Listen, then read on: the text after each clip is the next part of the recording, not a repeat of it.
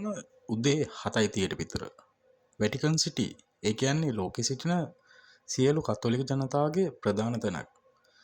ඉතින් මේ වැටිකල් සිටි එකේ නොකඩවා සීනු නාදයක් කරනවා. ඒකට හේතුව තමයි කෝටි 135ක් විතර කතෝලික ජනතාවගේ ප්‍රධානියෙක් වෙන පොප් ෆ්‍රැන්සිස් ගේ අභාවය. ඇනවුන්ස්මන්ට් එකක් විදියට එළියට එනවා. ඉතින් ලෝකයේ සිටින සියලුම නායකයන් ආගම් ભેද නැතුව ශෝකය පළ කරනවා. කවුද මේ පොප් ෆ්‍රැන්සිස්? කාලයක් ක්ලබ් වල බවුන්සර් වෙලා හිටපු මෙතුමා කොහොමද පොප් කෙනෙක් වුනේ? ඒ ගැන දැනගමු. ඉතින් යාළුවනේ වෙල්කම් බැක් ASM Zone. කොහොමද ඔයාලට? අද ලෝකයේම කතා කරන මාතෘකාවක් තමයි කතා කරන්න යන්නේ. තවත් මේ වගේ වීඩියෝ බලන්න අපිව සබ්ස්ක්‍රයිබ් කරලා තියාගන්න. වීඩියෝ එක හොඳයි කියලා හිතනවා නම් ඔයාලගේ යාළුවන්ටත් මේ වීඩියෝ එක ෂෙයා කරන්න. බෙල් අයිකන් එකත් ක්ලික් කරලා තියාගන්න. එහෙනම් යමු අපි වීඩියෝ එකට. පොප් ෆ්‍රැන්සිස් කාලයක් ක්ලබ් වල බවුන්සර් වගේ වැඩ කරපු මෙතුමා කොහොමද ලෝකයක් කතා කරන රිලිජන් ෆිගර් එකක් වුනේ? ඒ විතරක් නෙමෙයි. ග්ලෝබල් සවුත් වලින් ආපු පළවෙනිම පොප් ෆ්‍රැන්සිස් තුමා තමයි මෙතුමා. මෙතුමාගේ උපත ලබන්නේ ආජන්ටිනාලු. මෙතුමාගේ දෙමෝපියන් ඉතාලියේ. මාගේ දෙමෝපියන් ඉතාලියේ ඉඳලා ආජන්ටිනාවට ආවට පස්සේ තමයි මෙතුමාගේ උපත ලබන්නේ. මෙතුමා කුඩා කාලේ ඉඳලම ගොඩක් දුක්බර ජීවිත තමයි ගත කරලා තියෙන්නේ. මෙතුමාගේ 20 වෙනි අවුරුද්ද වෙනකම්ම මෙතුමා ගොඩක් දුක් විඳලා තියෙනවා. ඒ කියන්නේ හැම රස්සාවක්ම වගේ කරලා තියෙනවා. උදාහරණයක් වශයෙන් මෙතුමා බාත්රූම් එහෙම පිරිසිදු කරන රස්සාව පවා කරලා තියෙනවා. මෙතුමාගේ පොඩි කාලේදීම ලන්ස් වල පොඩි ප්‍රශ්නයක් ඇති වෙලා ලන්ස් වලින් පොඩි කෑල්ලක් කපලා ඉවත් කරලා තියෙනවා. මොකද මෙතුමා මෙච්චර ප්‍රසිද්ධ වුණේ? ලෝකේ ඉන්න සියලුම ප්‍රධානයන් මෙතුමා ගැන කතා කරන තරම් මෙතුමාට තවත් නමක් තියෙනවා. ඒ තමයි people pop කියලා. ඒතර නෙමෙයි. එතුමා මේ ලෝකය හැර යාමට පෙර ගොඩක් ප්‍රෙඩිෂන්, ඒ කියන්නේ ගොඩක් ඉස්සරහට වෙන්න පුළුවන් දේවල් කියලා ගිහිල්ලායි තියෙන්නේ. AI ගැන වැඩියෙන්ම. ඒ වගේම තමයි තුන්වෙනි ලෝක යුද්ධය ගැන. එතුමා සඳහන් කරලා තියෙනවා ඉස්සරහට තව අවුරුදු ගාණක් යනකොට මෙතුමා මෙතන වාඩි වෙලා ඉන්න තැන රොබෝ කෙනෙක් ඉන්න පුළුවන් කියලා. ඔයාලා දන්නවද පොප් කියන්නේ කොච්චර බලවත් එක්කෙනෙක්ද කියලා? මේ ලෝකේ ඉන්න සියලු දෙනා එක්කම එයාට දුරකථනයෙන් වුණත් සම්බන්ධ වෙන්න පුළුවන්. ට්‍රම්ප්, පුටින්, ඒ වගේ ඒ දෙන්න කොච්චර තරහ වුණත් ඒ දෙන්න එක්කම කතා කරන්න පුළුවන් එකම කෙනා පොප් වහන්සේතුමා තමයි. ඒ වගේම සෙලන්ස්කී පුටින් අතර ප්‍රශ්න කොච්චර තිබ්බත් ඒ දෙන්නට කතා කරන්න පුළුවන් කෙනෙක් කියන්නේ පොප් වහන්සේ තමයි. ඉතින් එයාගේ අවුරුදු 20 දී එයාගේ ලන්ස් වලින් කෑල්ලක් ඉවත් කරාට පස්සේ මාට පුදුමාකාර ආදරයක් ඇති වෙනවා ජීසස් ගැන. එයින් පස්සේ තමයි එතුමා ඒ සර්විස් එකට බැඳිලා ඒකින් ස්ටෙප් බයි ස්ටෙප් මේ තැනට එතුමා එන්නේ. හිතන්න ලෝකෙම බලවත් එක්කෙනෙක් කොච්චර සල්ලි ඇතිද? කොච්චර යාන වාහන ගන්න පුළුවන්ද? එහෙම තියත් මෙතුමා ගත කරේ සාමාන්‍ය ජීවිතයක්. එයාටම කියලා තියෙන මෙන්ෂන් වල පවා මෙයා නැවතිලා හිටියේ නෑ. වෙනම පෞද්ගලික ගෙස්ට් හවුස් වල තමයි නැවතිලා හිටියේ. කාලයක් යනකම්ම එයාගේ වාහනේ වුණත් එයාම තමයි පැදගෙන ගිහිල්ලා තිබ්බේ. කොච්චර සාමාන්‍ය ජීවිතයක් ගත කරනවා නම් කිව්වනම් එතුමාගේ ඒ සාමාන්‍ය ජීවිතය මේ වගේ ගොඩක් ලොකු අයට උදාහරණයක් විදිහට තමයි එතුමා ජීවත් වෙලා ගියේ. එතුමා හරිම හම්බල් පොප් කෙනෙක්. ඒකට හේතුව තමයි සාමාන්‍යයෙන් පොප්ලා පාවිච්චි කරන්නේ බුලට් ප්‍රූෆ් වගේ තියෙන වාහන. මෙතුමා ඒ වගේ වාහන පාවිච්චි කරේ නෑ. මෙතුමා ඒකට උදාහරණයක් විදිහට කිව්වේ මම ජනතාව වෙනුවෙන් ඉන්නේ. ඉතින් මට ඒ වගේ ජීවිත ආරක්ෂාවක් තියාගෙන මං ජනතාව අතරට යන්න උවමනාවක් නැහැ කියලා. ඒ වගේම තමයි මෙතුමා ඉන්න කාලේ මෙතුමාගේ ශාරීරික අපහසුතාවය ඇති වෙන්නට පෙර මෙතුමා ෆ්ලයිට් එකකින් තවත් රටකට යනකොට ගියේ සාමාන්‍ය ඉකොනොමික් ක්ලාස් වල. ඒ වගේම ගොඩක් දුරට මෙතුමා ග්ලෝබල් ස්ටෑන්ඩඩ් එකක් ගත්ත පොප් වහන්සේ කෙනෙක්. මෙතුමා හරි දේ හරි කියලා කියන වගේම වැරදි දේ වැරදි කියලා කියනවා. චර්ච් වල සිද්ධ වෙන වංචනික දේවල් මෙතුමා ප්‍රසිද්ධිය කතා කරා. ඒක නිසා මෙතුමාට ගොඩක්ම හතුරු හිටියේ තමන් ගාවම තමයි. ඒකට හේතුව තමයි මෙතුමා හිත හොඳ අවංක පුද්ගලයෙක් වීම. ඉතින් මෙතුමාගේ අභාවයට පෙර මෙතුමා මේ ලෝකයට සමහර ප්‍රකාශවල් කියලායි තියෙන්නේ. ඒකෙන් හොඳම උදාහරණයක් තමයි තුන්වෙනි ලෝක යුද්ධය. තුන්වෙනි ලෝක යුද්ධයක් ඇති වෙයි කියලා ලෝකෙ මිනිස්සු බලාගෙන හිටියට මෙතුමා ඒ ගැන කිව්වේ තුන්වෙනි ලෝකයේ පටන් අරගෙන ඉවරයි කියලා. මෙතුමා ඒ සටහන් කරලා තිබ්බේ 2022 23 වගේ කාලයක. ඒ කාලේ වගේ තමයි යුක්‍රේන් රෂ්යා යුද්ධය පටන් ගත්තේ. ඉතින් දැන් ඒක ව්‍යාප්ත වෙලා ගාසා ඒ වගේ සවුත් කොරියා නෝත් කොරියා ඒ වගේ ගොඩක් ප්‍රශ්න මේ ලෝකේ ඇති වෙගෙන යන්නේ. මේකේ මිනිසුන්ට ගොඩක් ලොකු ප්‍රශ්න හානි සිද්ධ වෙන්න පුළුවන් කියලා මෙතුමා ඒ ගැනත් සඳහන් කරලා තිබ්බා. දෙවෙනි එක තමයි මෙතුමා ක්ලයිමේට් චේන්ජ් කියන. ඒ කියන්නේ ලෝකේ කාලගුණ වෙනස ගැනත් මෙතුමා කතා කරලා තිබ්බේ. ගොඩක් රටවල් වල ලෝකේ ප්‍රධානීන් කියන්නේ කාලගුණ වෙනස් වීමක් එච්චර ලොකුවට සිද්ධ වෙලා නැහැ කියලා. ඒ වුණාට ඔයාලා හරියටම හොයලා බැලුවා නම් ලොකු කාලගුණ වෙනසක් දැන් සිද්ධ වෙගෙන යන්නේ. ඒකට හොඳම උදාහරණයක් තමයි මම ඔයාලට කලින් වීඩියෝ එකේ කරලා තියෙනවා ගැඹුරු මුහුද ජීවත් වෙන ජීවීන්ගේ විනාශය ගැන. ඒකට හොඳම දේ තමයි හොඳම උදාහරණය තමයි මේ ලෝකයේ කාලගුණයේ වෙනස.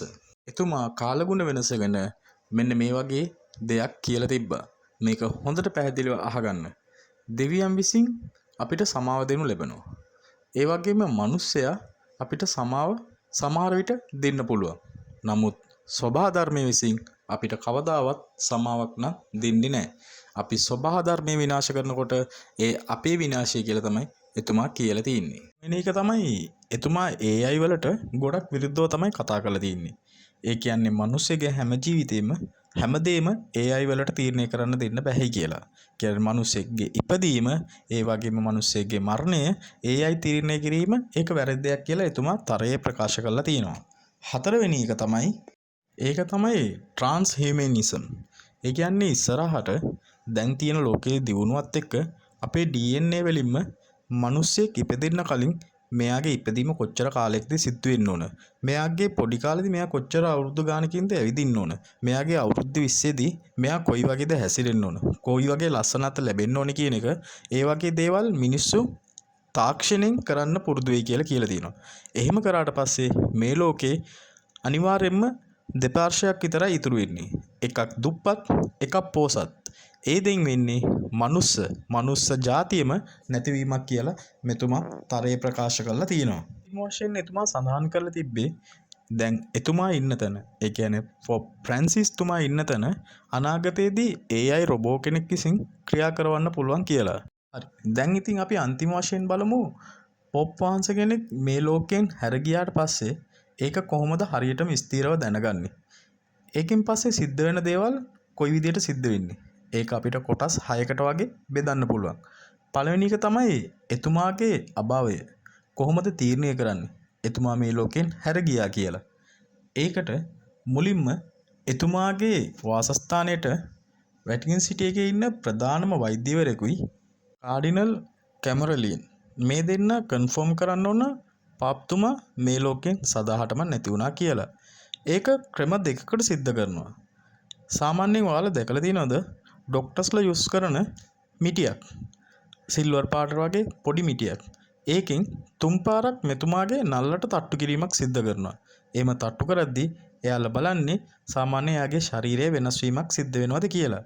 ඒකෙන් පස්සේ මෙතුමා කරන්නේ කාඩිනල් කැමරලින් තුමා විසින් එතුමාගේ නම තුන් පාරක් එතුමාගේ කනේ සඳහන් කිරීමක් කරනවා. එතුමා ඒකටත් කිසිම ප්‍රතිචාරයක් නොදැක්වීම නිසා තමයි එයාලා තීරණය කරන්නේ මෙතුමා මේ ලෝකේ හැර ගියා කියලා. දිනල්තුමා තමයි తాවකාලිකව වැඩ බලන පොප් විදියට පත් වෙයි. විශාල වැඩ කොටසක් කිරීමට සිද්ධ වෙනවා. මුලින්ම ලෝකෙට දැනුම් දෙනවා මෙතුමා අපිව හැර ගියා කියලා. ඉන්පස්සේ ඔයාලා දැකලා තියෙනවද පොප් ෆ්‍රැන්සිස් තුමාගේ අතේ තියෙන මේ ෆිෂර් රින් එක. මේක විනාශ කරනවා. ඒකට හේතුව තමයි මේ වගේ වෙලාවක ඒ වගේ ෆේක් මුදු හදලා වෙන දේවල් වලට යොදවන්න පුළුවන් කියලා. සාමාන්‍යයෙන් පොප් වහන්සේතුමාගේ පෞද්ගලික ඒ වගේම ඔෆිෂියල් ලියුම් වලට එයා ඒ දේ කරලා මෙන්න මේ මොහොතෙන් තමයි ඒ සීල් එක තියෙන්නේ. ඒ වලින් පස්සේ කරන්නේ අලුත් පොප් කෙනෙක් කියන්නේ අලුත් පොප් ෆ්‍රැන්සිස් කෙනෙක් පත් කරගැනීමේ ඡන්දයේ වැඩපිළිවෙල කිරීම. දෙවෙනි එක තමයි එතුමාගේ ෆැනරල් ප්‍රෙපරේෂන් එක. the traditional white purple garment කියන මේ මැටීරියල් එක තමයි එතුමාගේ දේහයට පාවිච්චි කරන්නේ. ඉන් පස්සේ එතුමාව රැගෙන යනවා සාන්ත පීටර් බැසිලියා කියන ඒ තැනට. එතන එතුමාගේ දේහය දවස් 4ක් 6ක් වගේ ජනතාවට අන්තිම වරට එතුමාව දැක ගැනීමට තියෙනවා. එයින් පස්සේ එතුමාව රැගෙන යන්නේ සෙන්ට් මේරිස් මේජර් බැසිලියා කියන තැනට. එතන තමයි එතුමාගේ දේහය තෙන්පත් කරන්නේ. සමහර විට වෙනස් විය හැකි බවත් ඔයාලා මතක තියාගන්න. නෙමෙයි. එතුමාගේ කාලයේදී නිෂ්පාදනය කරපු කාසියත් එතුමා ගැන ලියපු පොතත් එතුමා එක්කම ඒතනදී තැන්පත් කිරීමක් සිද්ධ වෙනවා. තුන්වෙනි එක තමයි ෆැනරල් සෙරමනි එක. මේක ඉතාමත් වැදගත් ෆන්ක්ෂන් එකක්. ඒ විදිහට සඳහන් කරන්න පුළුවන් the most significant event of Catholic Church. එහෙම කියලා මේක හඳුන්වනවා. මේකට ලෝකේ ඉන්න ගොඩක් බලවත් ලොකු දේශපාලන නායකයන් ඒ වගේම ගොඩක් දෙනෙක් සහභාගී වෙන ලොකු ඉවෙන්ට් එකක් තමයි මෙන්න මේක. හතරවෙනි එක තමයි period of Saturday Vacancy. ඔයාලට තේරුණාද මේක? ඉතින් මම ඔයාලට තේරෙන විදිහට කියන්නම්. මේ period of Saturday Vacancy කියන්නේ අලුත් පොප් කෙනෙක් ඒ තැනට එනකන් මේ පීරියඩ් එකට තමයි ඒ වගේ සඳහන් කරලා තියෙන්නේ. ඒකේ තේරුම තමයි හිස් පුටුව කියන එක. අලුත් පොප් ෆ්‍රැන්සිස් කෙනෙක් පත් වෙනකම්ම එතන පාලනය සිද්ධ වෙන්නේ කොලෙජ් ඔෆ් කාඩිනල් කියන මෙන්න මෙයාලගෙන්. ඒ වුණාට එයාලට පොප් කෙනෙක් විදියට දැඩි තීරණ ගන්න බෑ. එයාලගේ තීරණ ගැනීම සාමාන්‍යයෙන් කන්ට්‍රෝල් කරලායි තියෙන්නේ. පස්වෙනි එක තමයි කැන්ලවර්. මේක තමයි අලුත් පොප් කෙනෙක් තේරීමේ ඡන්දය. මේක සාමාන්‍යයෙන් මේක කරන්න දවස් 15යි 20යි අතර වෙනවා. ඒකට හේතුව තමයි සියලුම රටවල් වලින් කාදිනල්තුමාලා මේකට සහභාගී වෙන්න ඕන. ඉතින් ඒ සහභාගීත්වයෙන් පස්සේ මෙතන ඉතා ආරක්ෂිත ඡන්දයක් තමයි මෙතන සිද්ධ වෙන්නේ. සාමාන්‍යයෙන් අවුරුදු 80ට අඩි කට්ටියට විතරයි මේකේ ඡන්දය පාවිච්චි කිරීමේ අයිතිය තියෙන්නේ. ඒ වගේම තමයි එයාලා ඡන්දය පාවිච්චි කිරීමට පෙර ජීසස් තුමාගේ ඉදිරියේදී එයාලා පවසනවා අපි මේ ඡන්දය කිසිම කෙනෙකුගේ බල කිරීමකටවත් කිසිම කෙනෙකුට පක්ෂපාතීවත් අපි මේක පාවිච්චි කරන්නේ නැහැ කියලා. අපේ හෘද සාක්ෂියට අනුව අපිට ඕන කෙනාට විතරයි මේ ඡන්දේ දෙන්නේ කියලා. ඔයාලා දන්නවද? පොප් ෆ්‍රැන්සිස් කෙනෙක් කියන්නේ ලෝකෙම බලවත් එක්කෙනෙක්. ඉතින් සාමාන්‍ය බලවත් රටවල් වල ඉන්න පුද්ගලයන්ට පුළුවන් ඒ බල කිරීම කරලා මෙන්න මේව පත් කරගන්න කියලා. ඒක නිසා මේ ඡන්දය ගොඩාක් දුරට ලොකු ආරක්ෂාවක් මැද ගොඩාක්ම සීක්‍රට් විදිහට තමයි මේ ඡන්දේ පවත්වන්නේ. ඉතින් යාළුවනේ මේ ඡන්දේ පවත්වනකම්ම ඒ චර්ච් එක උඩින් සාමාන්‍යයෙන් කළු පාට දුමක් පිට කරනවා මේ ඡන්දය තාම පැවැත්වෙනයි කියලා. මේක සාමාන්‍ය වට තුනකින් මේ ඡන්දේ පැවැත්වීමක් සිද්ධ වෙනවා. ඒ කියන්නේ අපේ රටවල් වල ඡන්දේ තියෙන වගේ නෙමෙයි.